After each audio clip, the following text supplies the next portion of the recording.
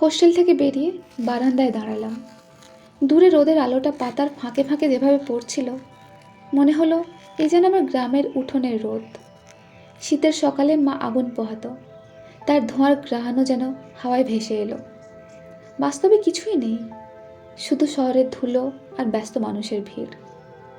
তবু মনে হচ্ছিল সে কুয়াশামাখা ভোর, যেখানে মোরগের ডাকে ঘুম ভাঙত, অ্যালার্মের চেঁচামেচিতে নয়।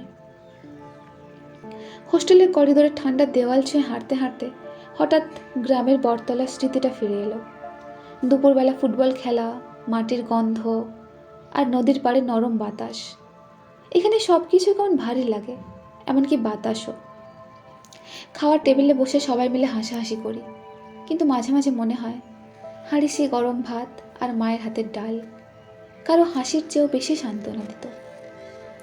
এই শহরে খাওয়ার পেটে যায়, পেট ভরায়, কিন্তু বাড়ির খাওয়ার হৃদয় ছুঁয়ে যায়।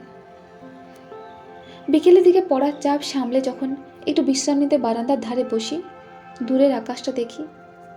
এই আকাশ যেন একটু ক্লান্ত মনে হয়, আর রঙে ওর থাকে না সে আগের মতো শান্তি। গ্রামের আকাশ ছিল বিস্তৃত, নির্জন, যেন কারোর উপর কোনো দাবি নেই। এখানকার আকাশটা সবসময় তাড়াহুড়োয় থাকে মনে হয়, ঠিক শহরে মানুষদের মতো।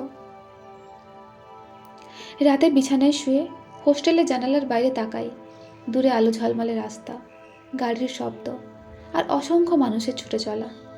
এই আওয়াজ কখনো কখনো গান হয়ে যায়, কখনো আবার কেমন বেদনার মতো লাগে। তখন মনে পড়ে বাড়ির সে নিঃশব্দ রাতগুলো, যেখানে কেবল দূরে রাত জাগা পাখির ডাক শোনা যেত।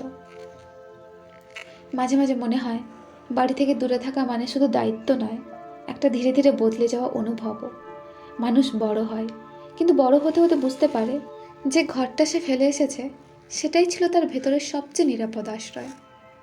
তবু এই দূরত্বই বোধহয় শেখায় মায়ের হাতের রান্নার মূল্য, ভোরের নরম কুয়াশার মাধুর্য আর সেই ছোট্ট উঠোনটার উষ্ণতা। বাড়ি থেকে দূরে থাকা মানেই বাড়িকে আরও বেশি করে ভালোবাসা।